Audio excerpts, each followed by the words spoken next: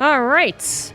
So we are into a fresh best of 3 TvP, and it's already getting heated. Bottom left, you do have Team Liquid's SKillous. Top right, it is Team Liquid's Clem. But Clem is not all on the top right. Looks like SKillous is on to Clem's tricks and immediately goes to find the very proxied barracks. Unfortunately, with its positioning, adding a little bit of luck here, and Clem will finish the barracks. There's actually no way to stop it. As long as the SCV stays in this particular pocket, which it does long enough, and even is able to escape with about half health, which, you know, it's still nice if SKillous can kill the SCV even after it completes the barracks, because then it won't add a little bit of DPS, like the tiniest little bit, but still. We'll add a little bit of scouting, high ground vision, and it won't be able to maybe build a bunker, which, you know, maybe Clem could try and actually come back with, especially with the Reaper guarding it. Looks like Clem really is just going to abandon ship on any further damage from this proxy. Maybe if it had not been scouted, in fact, I think 100% if it wasn't scouted, you build a bunker right here, but with it being scouted, all right. Reaper's still going to get nice and close into the probe line, and there's not much that a Protoss can do about that.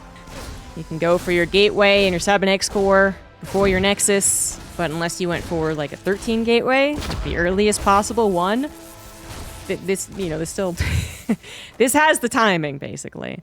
The Reaper did almost get tasered to death, though, to be fair. SKillous did try and mitigate the damage. 2 probes went down. Could have easily been... I mean, if you didn't micro at all, the Reaper goes 5. But, of course, we expect them to micro. So 2...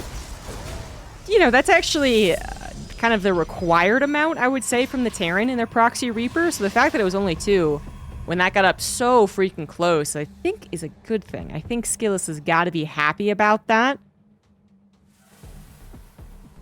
The only thing that could have gone better is if the Reaper had died, of course. But then also if the probes had actually been able to stop the barracks.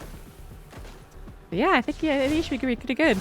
And with this Stargate, which of course was scouted, blocking the Reaper hop-up, there's far less chance the double Reaper backstab will be concerning. Not even really worth concerning yourself with. 1 stalker plus another. There we go. 2 stalkers at home. As much as the Clem wants to micro the stalker. The Oracle will get the harassment and the scouting, which is very much necessary. You don't know what the follow-up is, so this Oracle has a big, big responsibility.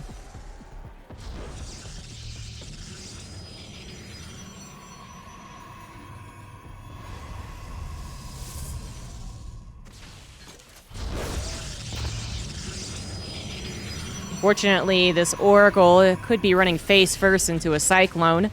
It is in that medevac. The Oracles see, or the Reapers see the Oracle, which means now the medevac can go to the Oracle, which is something that SKillous seems to be concerned about.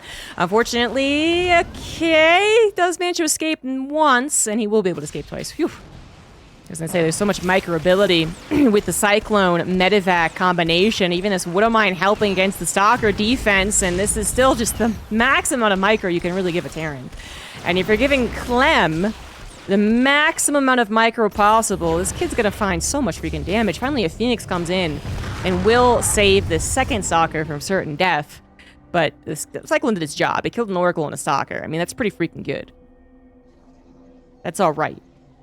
And honestly, that Widowmine drop could still come in. This is something that SKillous still has to be a little concerned about.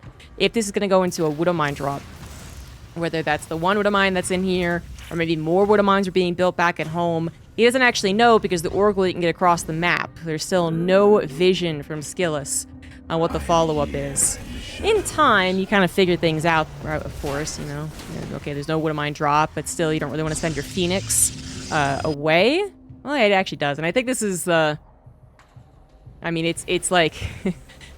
almost damned if you do, damned if you don't for the Protoss side. He is only going 1 Phoenix. His intent was to go into Twilight Council after Oracle, so this is not a Stargate-based composition. But nonetheless, I mean, if this Phoenix moves out to get a scout on what Clem is doing, and then is not over here, for instance, to scout the entering 2 or whatever Widowmine drop, that kind of sucks. Not that you can't theoretically still defend the Widowmine drop, pull the probes, you know, but it, you know, you like advance notice, don't you?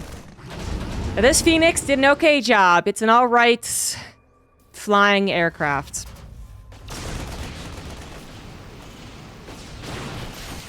is piloted, isn't it? Yeah, it is. Kind of robot. It got its scouts. It's continuing to help get scouting with the stalkers as well. Now that they have Blink able to poke and prod to the front lines. And SKillous has successfully gotten the 3 bases. Still don't really like the look of the supply, though. Now, this is because SKillous has tried to do the thing, the Protoss thing, which is almost like a Zerg thing.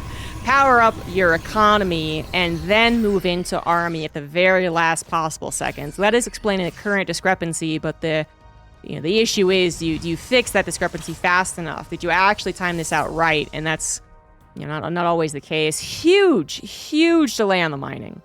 I'm actually uncertain as to why SKillous is leaving 2 probes, but I was going to say, because that allows you to micro there.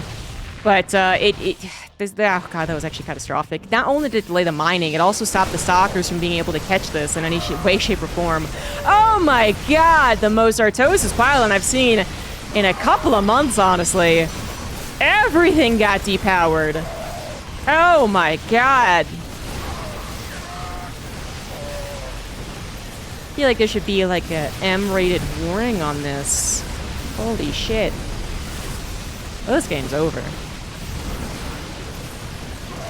I mean, SKillous is probably just shaking his head right now.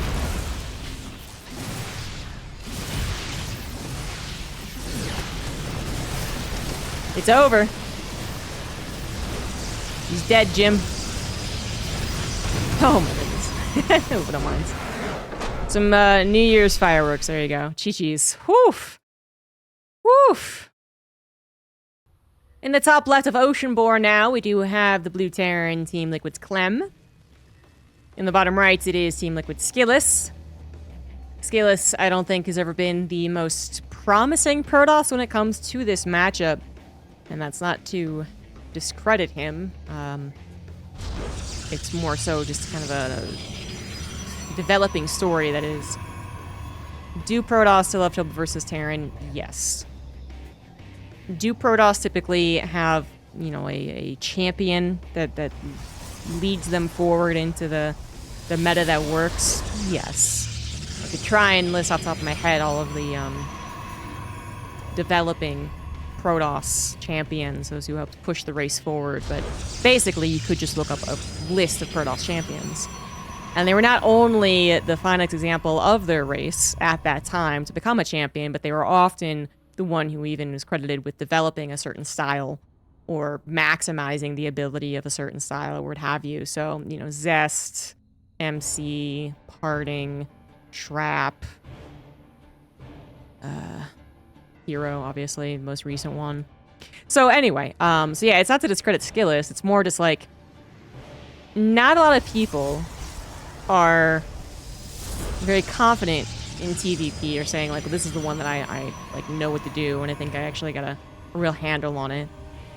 And if you're not in general doing that, then what are you going to do against probably one of the best TvP players in the world right now? Kira's probably still the best as far as win rates, I don't know, but Clem is the best anti-European Protoss.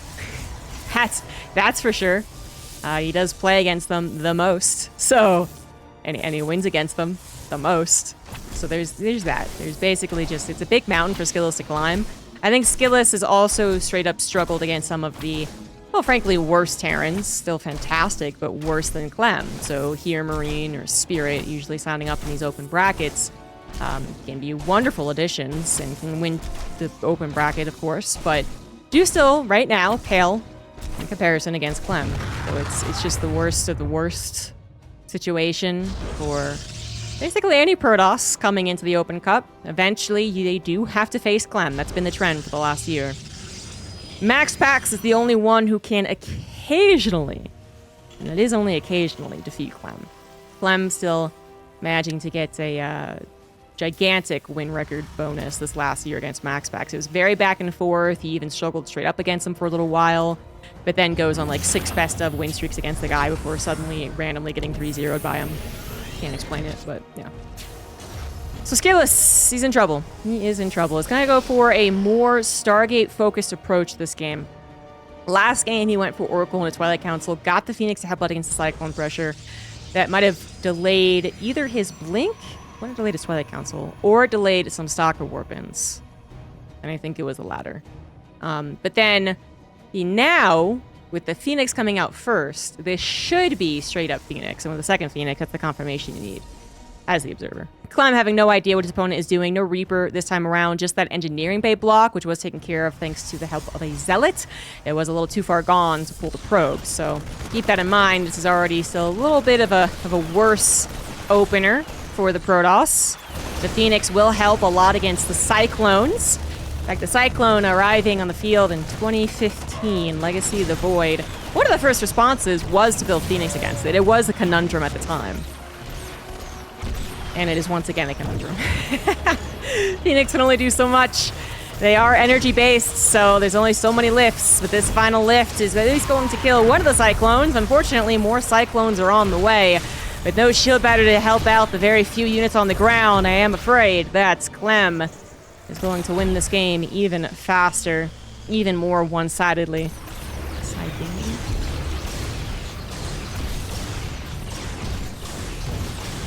And even more of a bully. Macro back at home. Great, fantastic. Just having fun, microing. GG. That is a sub 10 minute best of 3. Numero dos.